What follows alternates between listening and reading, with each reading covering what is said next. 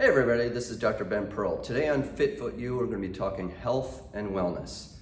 Yoga is something that sometimes athletes overlook. So today we've got Siri Om, and she's going to be talking to us from her studio about things we can do to improve our health and our performance.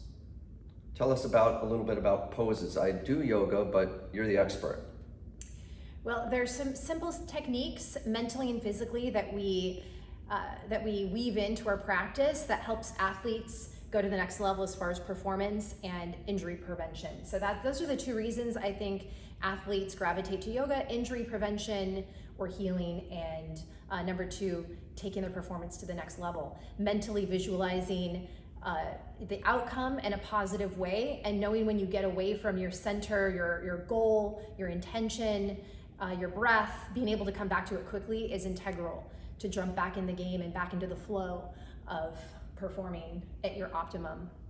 I know that for me, viscerally, when I took the game of soccer up, not being a natural soccer player, a lot of times when the ball is there, you can't get that slow motion, so you have to tap into the visceral and the breath, which is what yoga helps us with. But there's also some physical moves. You see a lot of basic mistakes, sometimes from inflexibility and just being a novice.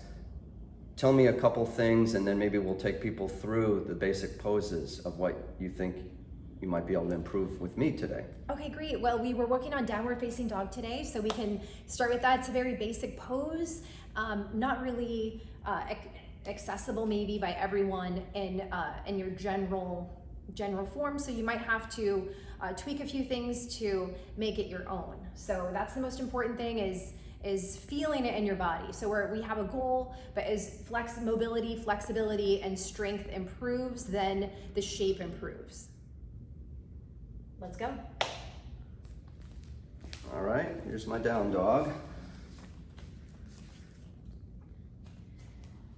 So in any shape, we're looking for a balance between strength and flexibility. So intention is important. If you have a little more strength and flexibility, we're looking on using some of that strength to create and cultivate a little more flexibility. If you have more flexibility, you're looking at stabilizing joints.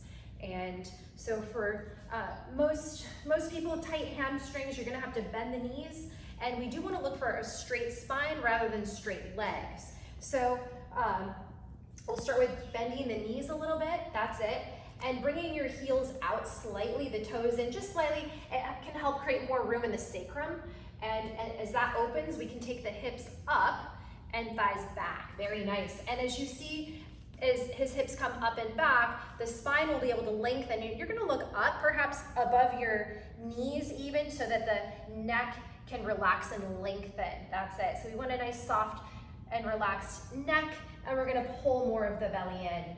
So we bend the knees to find the length on the spine. You can bend the knees a little bit more even, and then press the chest back towards the knees. Try to spiral the elbows forward to the top of the mat. Yes.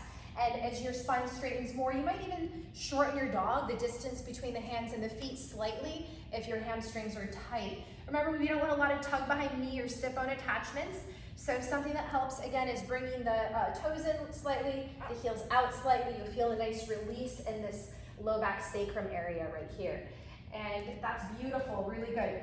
And something else that we want to look for is the fingers spreading wide, making sure that the thumb and index are firmly down so you're not rolling on the outer wrist, a weak area of the joint. And you're gonna bring the elbows in towards each other. Perfect. And you'll see as you hug your elbows in towards each other, the eye of the elbow spins forward. And we don't want the arms to bow out too much, so sometimes putting a strap between the arms can really help find that. So you can come to your knees even if you'd like, and we can add a prop. And if you want to slip your hands right through, so this is about shoulder width apart. That's it. We can make it a little tighter, slightly. So it's about shoulder width apart, wider if you need to. And now come back, hover your knees and hips up and back. Very nice. That's it. Again, you can open your heels or feet wider, shorten the step between hands and feet if you need to, and look up above your knees towards the belly. Yes, you got it. And see if you can hug your elbows slightly in. Yes. And that's going to give you more support to perhaps press through the hands and feet. And remember, we have just as much activity in the legs and weight in the feet is the hands. So we're gonna take the hips up and back, and that's it. And so if the hamstrings are tight, it will force the weight forward. So we wanna bring it back. Sometimes shortening the distance between the hands and feet can help allow the weight distribution to come back and balance it out right here. That's great, beautiful. So you do wanna stretch in the hamstrings, but again, you wanna take the hips up and back, that's it, and lengthen your spine. Remember to soften through the neck, and it's like you're trying to press the crown of the head on the mat. Beautiful, very good. And from Siri, this, I'm yes. sorry. Yes, I was go ahead. going to Any say questions? before we go to one more pose, do you want to show a variation of form that you can show us with down dog? Yeah, sure, why not? And it's okay, like I said, to bend the knees, do what you need to. So downward facing dog, again, I'm gonna spin the hug my elbows in, and so sometimes coming onto the toes, bending the knees can help straighten the spine.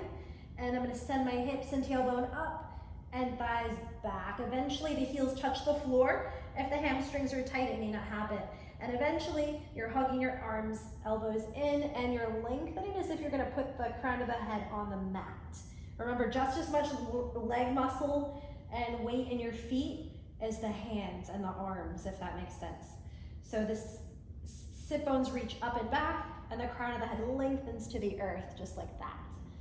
And remember, if anything is hurting, then probably back off and let's reassess the alignment. So we never want to have pain or pinching in joints. And one thing that can kind of help fire up the core is just hovering your knees a few seconds over the floor and then hips up and back. If this is uncomfortable in the shoulders or arms, you can readjust, and you could mostly approach a lot of poses from tabletop where the knees are down. And I hope that helps. Yeah, Any you had questions? you had one more pose you were going to show me. Yes. I have a super stiff back and super stiff hips, especially after playing the game. Yes. So I know you had one for the back that you were going to show me. I think you were going to show me chaturanga. Okay. If you have a super stiff back, then we might want to, or in hips, you might just want to do a seated hip stretch like this. So your feet can go wide, right, like this. You're just seated here, and you might cross your right ankle over your left knee. And remember, your toes are drawing towards your shin bone if it strains your knee at all. So it's going to get a nice hip stretch just like this, and that can help little by little if you feel like that feels comfortable and stretches that outer hip that can sometimes get tight. It's a lot easier than frog too. It is a lot easier than frog. You might even slide forward like this and then walk your hands over to the left. And that can get a nice stretch right here on that hip, and maybe lean into it. And if you don't feel it, if it feels like it's not enough of a stretch for you, then stacking the shin bones like this and doing the same thing and this is a little bit, yes, it's a little more of a stretch. Yeah, right here. Yeah, so if the hip is lifting a lot, you might want to, straighten that leg in front of you and have that stretch. So stretching the outer hip is going to help. And from here, it's a good segue into a nice easy spine twist. You might flatten that right foot on the floor and just bring your left arm up and over. That's it, just like like a Buddha arm, a cactus arm, and then you lengthen, inhale, and gentle twist, exhale. So this is going to help release and prevent any back stiffness or pain, wear and tear on your hips and back if you're doing a lot of sports. So stretching is integral to prevent injury and to enhance performance. Well, that was great. I think that's a wrap. I want people to know how to get in touch with tapping into yoga, both in person and virtually. Thank you. So you can find us at siriomyoga.com. We have a variety of classes in studio as well as online, debuting in October. So I hope that you will join us and have fun doing yoga. We have a lot of fun, and we make it sustainable and challenging. So hope to see you on the mat. My name is Siri Om. Thank you so much, Ben, for... Yes, and I love the session today. We did one before this session.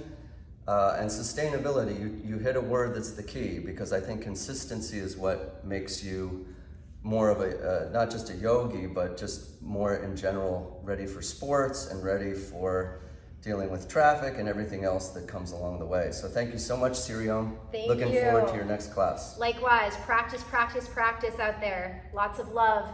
Keep up, keep shining, keep practicing. Whatever it is that you do, keep up. We'll see you next time. This is Dr. Ben Pearl on FitFoot U.